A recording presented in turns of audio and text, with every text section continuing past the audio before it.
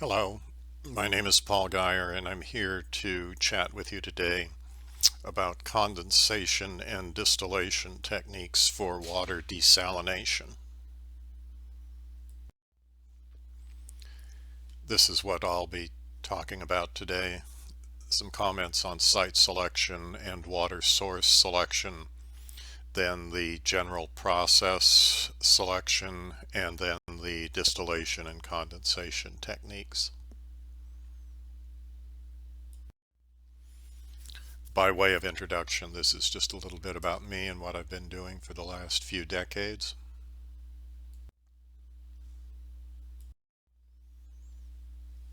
First, some comments on site selection.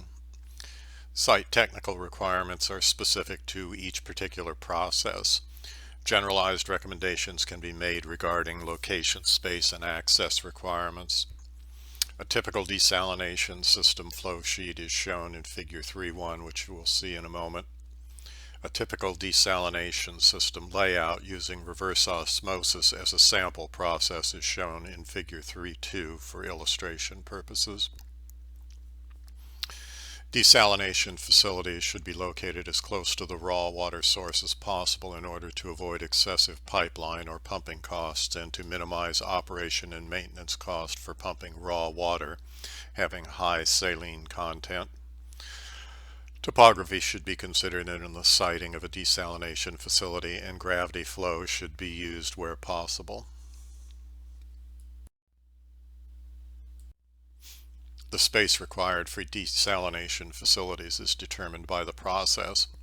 Membrane desalination equipment needs less space than distillation, condensation, desalination equipment. In general, space requirements are less for the desalination equipment than for a conventional surface water treatment plant of the same capacity. An exception is solar desalination systems. These systems employ solar collectors that require an area several times greater than other types of desalination equipment in order to achieve equal capacity. Access to systems must be provided to permit routine maintenance, sludge and brine removal, and delivery of desalination equipment and supplies. The access requirements for desalination facilities are similar to those for conventional water treatment facilities. In all distillation, condensation, and many membrane desalination plants, storage will be determined by equipment downtime when equipment downtime is more than 1 day.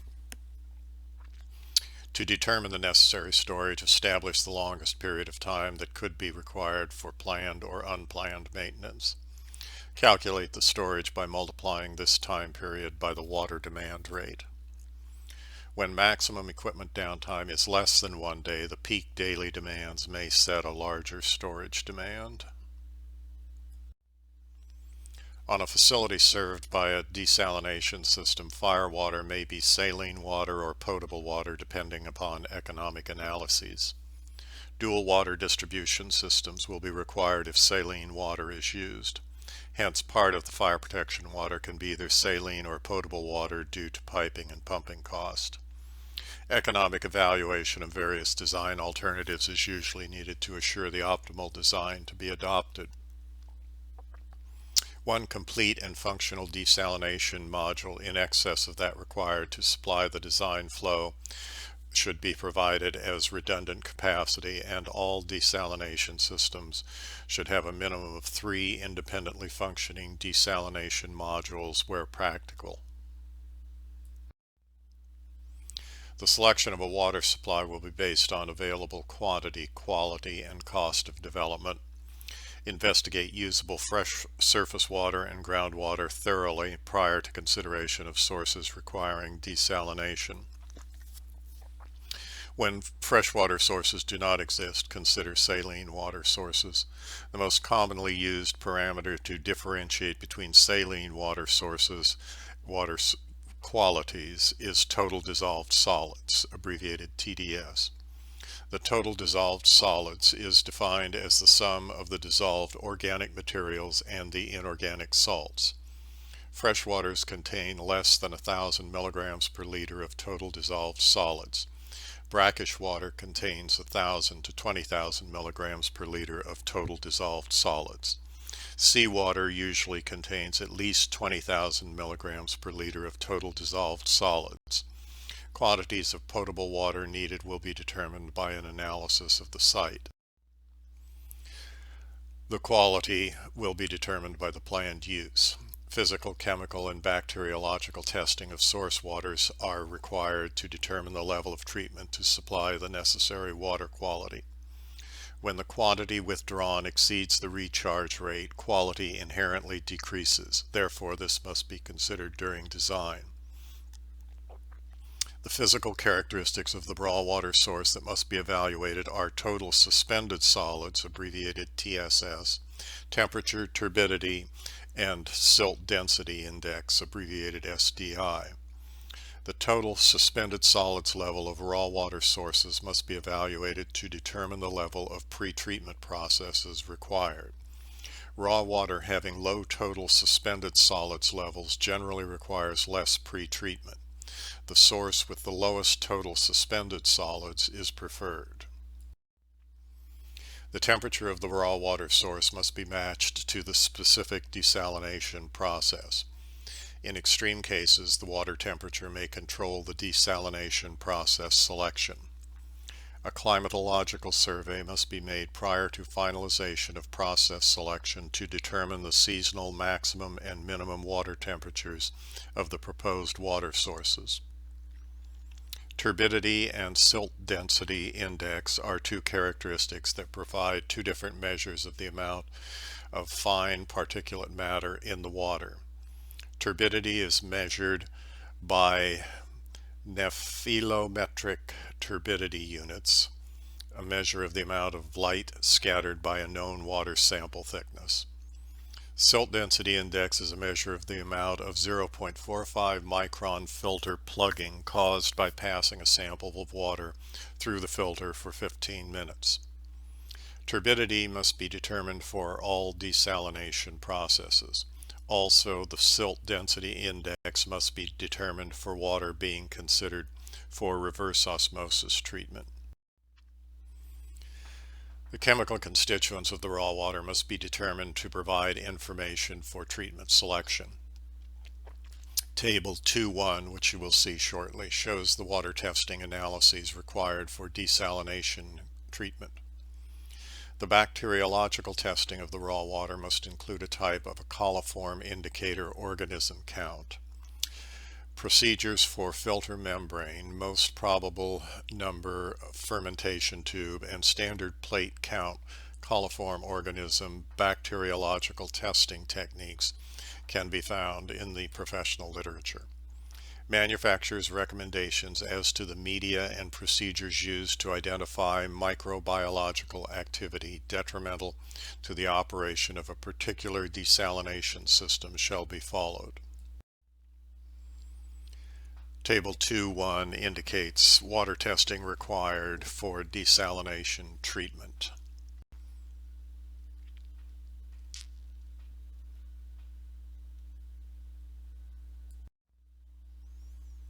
Slide 13 is a continuation of Table 2.1, the water testing required for the different types of desalination treatment. And Table 2.1 is concluded on slide 14, the water testing required for different desalination treatments. After the completion of physical, chemical, and bacteriological testing, a final water source may be selected. Extreme care must be taken in the selection of a source where the usage rate is greater than the recharge rate. In most cases, selection will involve choosing the brackish water with the lowest level of total dissolved solids. When brackish water is not available, use seawater or water as saline as seawater as the feedwater source. When the coliform indicator organism count of a water is greater than 10,000, most probable number, abbreviated MPN, then the water source should be rejected for sanitary reasons and a more saline water chosen, per standard methods for the examination of water and wastewater. If other water is available, water containing more than 1,000 nephelometric turbidity units should be rejected on the basis of the high cost and difficulty of clarification, even if the alternative water is more saline. When the total delivery pumping pressure of a less saline water is greater than the operating pressure of a reverse osmosis system, then the desalination of the more saline water by reverse osmosis may be more economical than the combined cost of delivery and desalination of the less saline source. The final selection of a raw water source will be based on economic studies. In some cases, the decision cannot be made until all systems are fully designed and life cycle costed. In selecting a potable water production system, it's important to estimate costs of various options. The conventional unit of comparison is cost in dollars per 1,000 gallons of product water. Water quality and energy sources will be estimated from simple site reconnaissance. For example, a seacoast site where the water source temperature exceeds 95 degrees Fahrenheit indicates a high salinity, high temperature combination favoring distillation condensation processes. Reverse osmosis requires a feed water temperature below 95 degrees Fahrenheit.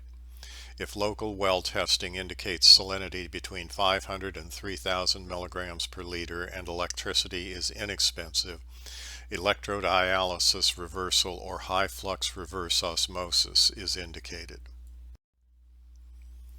Figure 3.1 indicates a typical desalination flow sheet.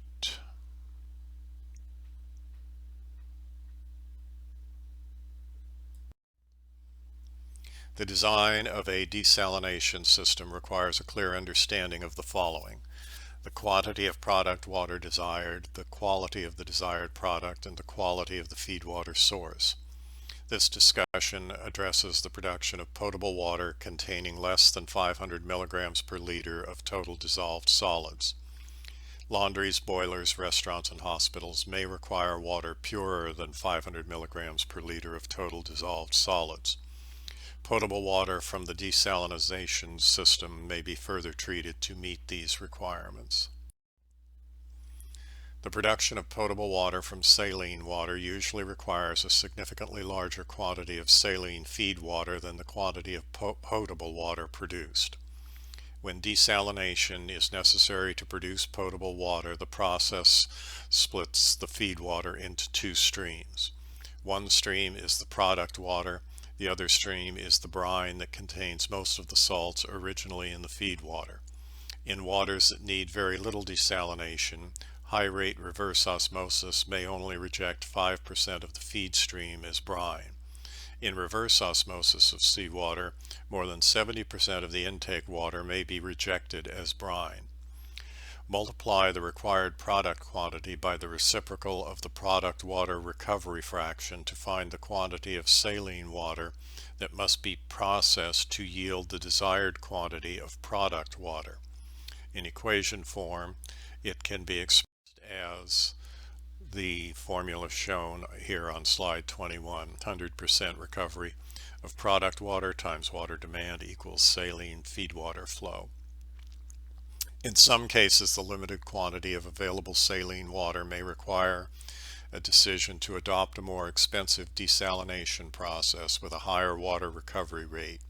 However, it may require choosing a different and more saline feed water with a greater availability. Blending a high concentration stream with a low concentration stream wastes the osmotic pressure energy between the two streams. Therefore, it is best to match the design of the desalination system to the product quality desired. When a desalination process cannot be economically matched to the desired product quality, then a process that yields water with a very low dissolved material content must be used.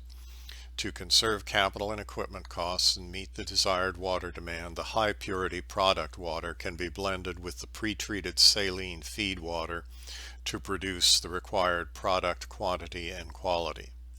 The following equation can be used to calculate the concentration of a blended water stream.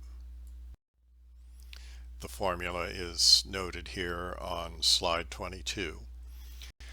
When only two streams are blended, the equation can be arranged to show the flow of concentrated water that, when blended with a dilute flow, will result in the desired product concentration. The rearranged equation is as follows and indicated here on slide 23. The same blend equations will apply to blending for remineralization, which is a more common procedure. The various desalination processes presently available have limitations that must be considered prior to selecting a desalination process for a particular site. These limitations apply only to the desalination processes themselves. Pretreatment can be and is often used to bring a saline feed water within limits so that a desalination process can be used. The raw feed water chemistry for all desalination systems must be evaluated thoroughly for constituents that may precipitate in the desalination system. High temperature distillation is limited by the saturation of alkaline earth metal salts. Carbonate salt scaling can be controlled by acid addition. The recovery of water from a high temperature distillation plant is usually limited by calcium sulfate solubility. When the concentration of the sulfate and the limiting alkaline earth metal is 1/3 of the saturated condition at ambient temperature, distillation design must include pretreatment to reduce or inhibit the scaling ions. High temperature distillation is also limited to oil and grease levels below 1 milligram per liter. All other limitations on the high temperature distillation process are equipment specific and require individual evaluation. Low temperature and mechanical distillation systems are limited to operation below saturation of alkaline earth sulfates and carbonates. The lower operating temperature permits economical operation on waters that are at or below half saturation at ambient temperature. Oil and grease are limited to less than 1 milligram per liter. Any other limitations are equipment specific. With regard to reverse osmosis, the most severe limitation is the maximum limit of 50,000 milligrams per liter of total dissolved solids in the feed water. Another limitation is that there must be no iron in the feed water. This limitation is so rigid that only stainless steel and non-ferric materials will be used downstream of the iron removal.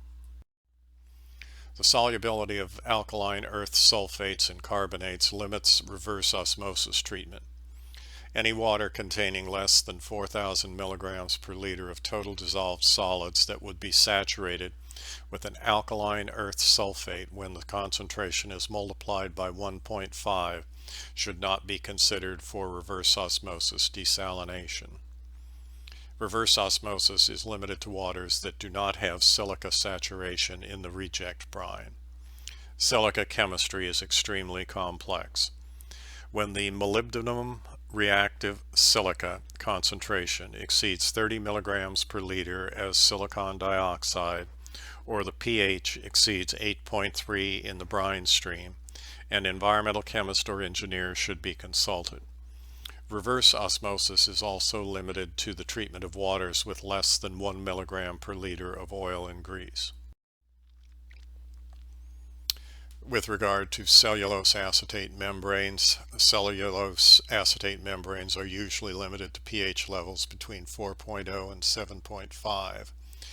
Cellulose acetate membranes require some form of continuous disinfection with the feed water to prevent microbial degradation of the membranes and can tolerate up to 1 milligram per liter of free chlorine.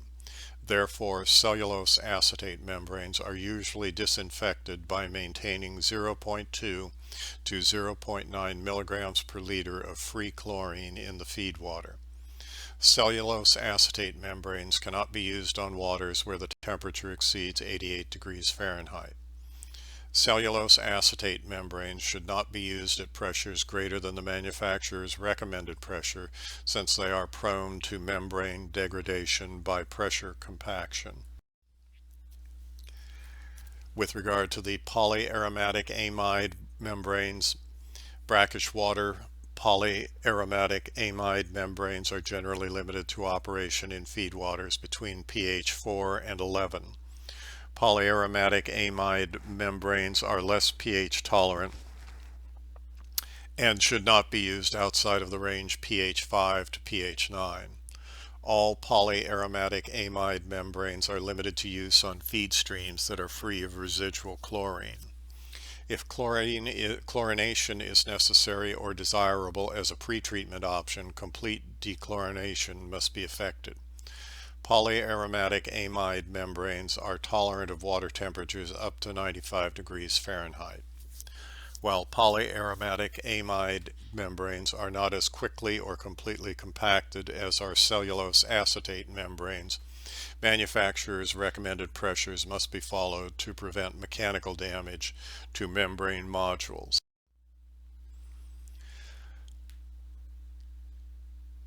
Figure 3.2 on slide 30 indicates a typical reverse osmosis desalination system.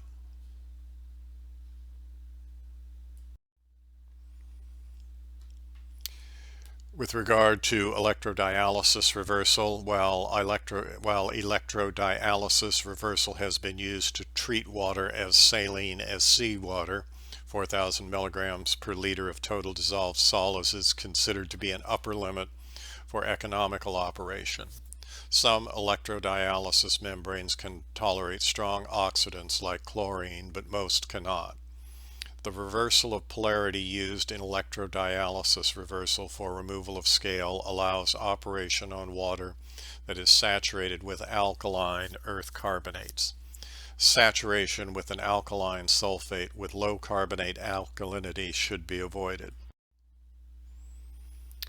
Distillation, condensation, energy. In distillation, condensation plants, energy is used in the form of steam and electricity. Steam is used to heat the saline water to increase its vapor pressure. Normally, electricity is used to run the compressor in vapor compression distillation. If excess steam is available, its use as a power source should be investigated. The amount of electricity or mechanical work that steam will yield depends on its temperature as well as the temperature to which it can be condensed. The energy consumption of both vapor compression and thermal distillation is related to the total dissolved solids of feed water as shown in figure 3.3. Table 3.1 indicates preliminary desalination process criteria and rules that can be applied.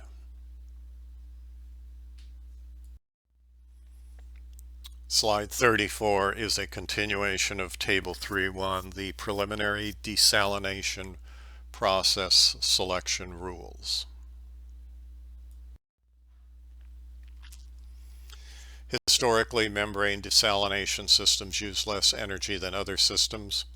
Brackish water desalination should be accomplished by membrane separation processes because of the reduced energy requirement.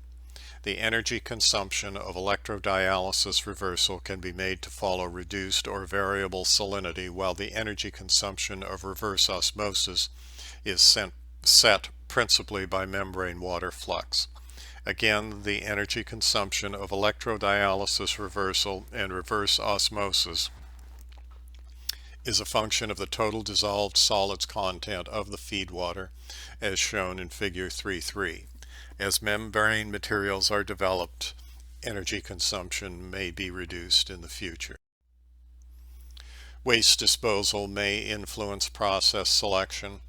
Since brine disposal costs can be an important part of process economics, brine disposal alternatives must be explored while water quality analyses are being performed.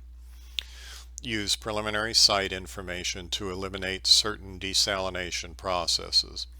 A decision logic table for use with preliminary information is shown in Table 3.1. Decisions based upon Table 3.1 are to be considered preliminary only. Necessary water quality tests to further support the recommendations in column E of Table 3.1 are indicated in column F. When initial site and raw water source selections have been made, use preliminary water quality information with Table 3.1 to assist in a preliminary process selection. As more specific information is obtained from laboratory analyses of water quality, make an initial process selection using the second decision logic table, Table 3.2. After a treatability investigation has been completed, select the final desalination process. The use of the decision logic sequence will only provide generalized assistance in process selection. Additional economic, engineering, and environmental studies may indicate that methods or combinations of methods must be used. Table 3.2 is indicated here on slide number 38, selecting desalination processes after water quality data are obtained. Rules are identified in the first column on the left, and reading across you can see that the logic is that if the feed water in total dissolved solids is such and such, and if the raw feed water suspended solids are such and such, and if the product of calcium sulfate in the reject brine is such and such, and if the oil and grease in the raw feed water is such, then investigate the cost of such and have the following pre-treatment processes investigated for effectiveness. And here on slide 39, Table 3.2, the selection of desalination processes after water quality data are obtained is continued. Now we get to the distillation condensation techniques, which is what we are focused on in this discussion.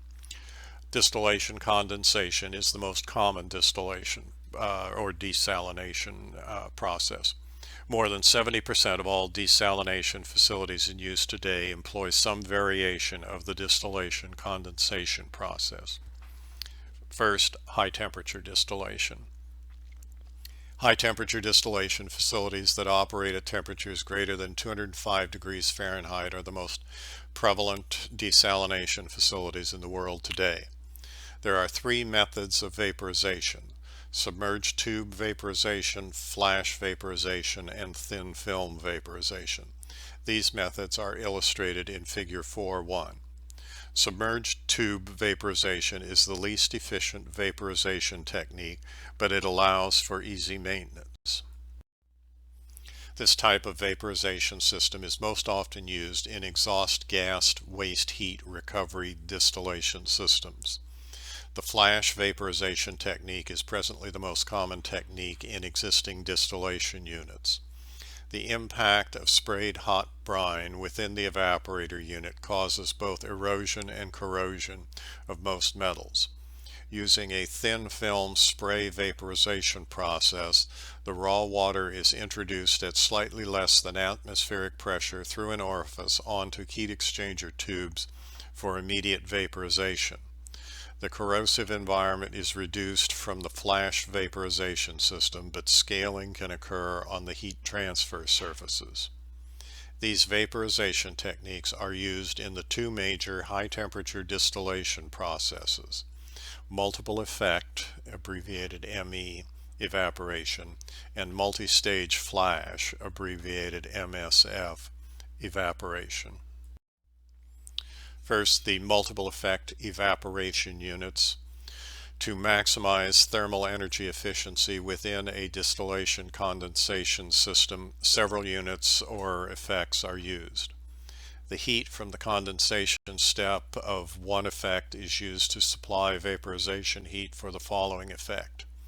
The next effect is a slightly lowered pressure and temperature. This gradual reduction by heat transfer results in a much greater yield of product water from a given quantity of thermal energy. A typical multiple effect evaporation unit is shown in Figure 4.2. Figure 4.1 is a graphic illustration of the three methods of vaporization: flash vaporization, submerged tube vaporization, and thin film vaporization. With regard to the multi-stage flash evaporation units, distillation technology was advanced through the development of multi-stage flash evaporation units. Stages of flash evaporation are operated using heat from an external source. Pressure is reduced gradually in each successive stage to continue flash operation at successively lower temperatures and pressures. Because scaling is not a serious problem, this design has become the most prevalent distillation process. A typical multi-stage flash evaporation unit is shown in Figure 4.3. Although internal scaling is not a great problem, corrosion of flash evaporation units is of concern. Figure 4.2 indicates a multiple effect vertical tube evaporation process.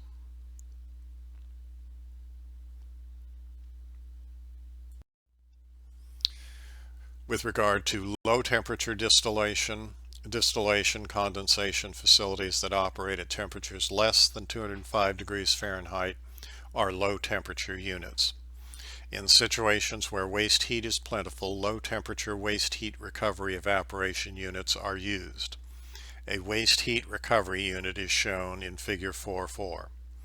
For onshore application, low pressure waste steam from power generation facilities can provide the necessary thermal energy for desalination systems.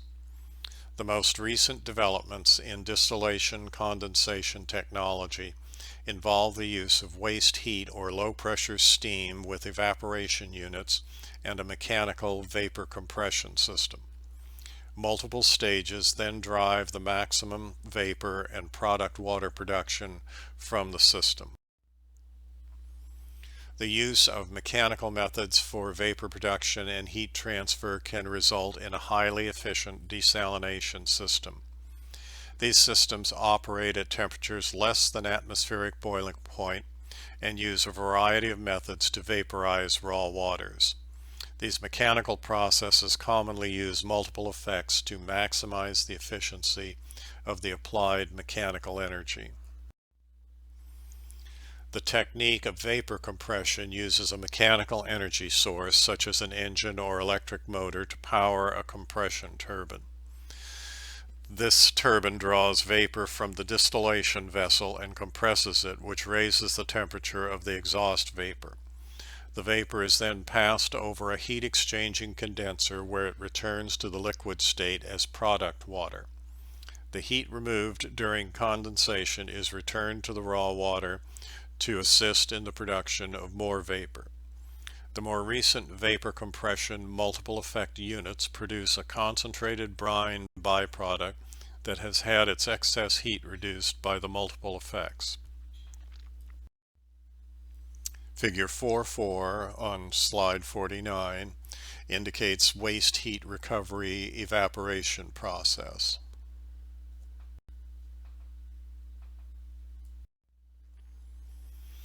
Adding waste heat to vapor compression systems results in a highly efficient distillation condensation process. These systems are designed to maximize the production of product water with minimal energy input. A typical vapor compression multiple effect system is shown in Figure 4.5. The advantages of this type of system include a lower energy demand than high temperature distillation, less corrosion due to possible use of thermoplastic materials, and lower operational temperatures. Figure 4.5 on slide 51 indicates a vapor compression vertical tube distillation system.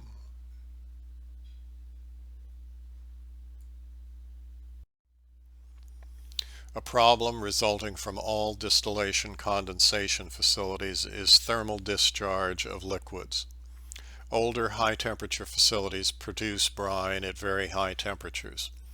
Cooling towers, heat exchangers, or similar equipment must be designed into the process to handle the thermal discharge from distillation condensation facilities.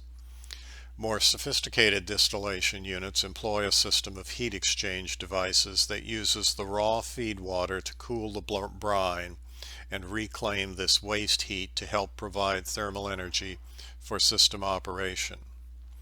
When it is necessary to review several water distillation condensation designs, standard dimensionless analysis will be used for design comparison. If dimensionless correlations for particular aspects of design do not exist, a bench or pilot scale study should be done. The corrosive nature of high temperature brines, acid pretreatments, and chemical scaling can cause plant failure. Presently, the only acceptable construction materials for wetted surfaces in high temperature systems are an austenitic stainless steel such as AISI type 3161, of anodized aluminum, and many thermoplastic materials are acceptable for use in low temperature systems. Pursuant to finalized site and process selection, one distillation condensation system will usually be chosen. When the process selection does not yield a single process, then designs must be prepared for more than one process. When the site has been selected and a schedule for construction has been prepared, this information will be made available to the water treatment engineer. The identification of the location and the time schedule will be considered in the design. This includes the date the system must be online. The minimum number and minimum size of the modules will be determined. Any restrictions that storage will place on maximum allowable downtime will also be determined. With distillation condensation systems, the design must address the maximum allowable total dissolved solids and, where applicable, the minimum allowable rejection of distillable material. Distillable material is defined as non-aqueous volatile water contaminant. Distillation condensation systems design must include availability of energy information. Alternative steam sources considered in the design must include steam temperature, steam pressure, and available quantity of steam.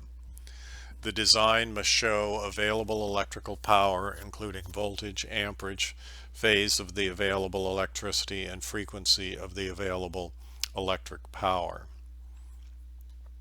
One of two circumstances will limit the quantity of raw water consumed. Both of these limitations must be considered in the design.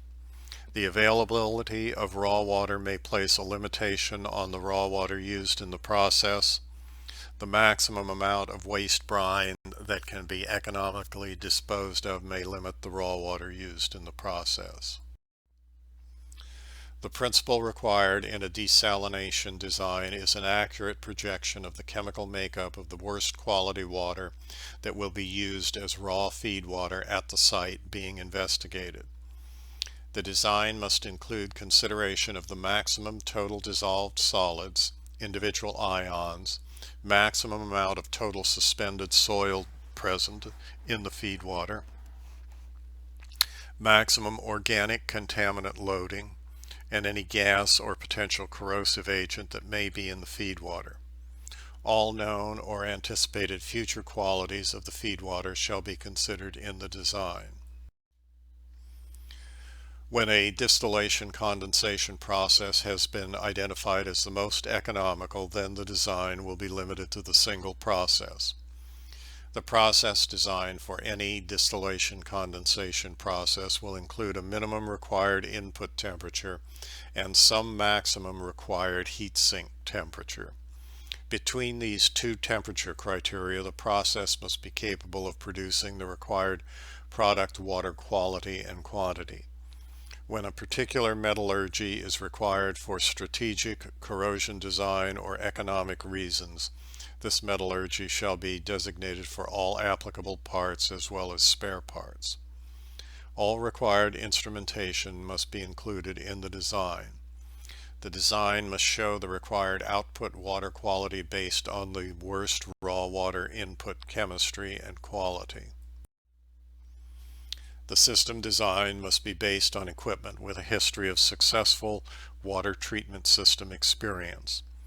The required experience history should include a minimum of 2 years of operating experience meeting water quality and system design goals, treatment capacity, maximum allowable repair frequency and duration, and a maximum allowable ratio of experienced capital cost to repair cost. The requirement for a successful experience will limit the amount of untested innovation used at a facility. And that brings us to a conclusion to this brief discussion of condensation distillation techniques for water desalination. I hope this has been of interest to you and helpful and was about what you were looking for, and that the information provided will be useful as you move forward and projects of this type come across your desk from time to time. Again, thank you very much for letting me chat with you, and have a nice rest of the day. Thanks a lot. Bye.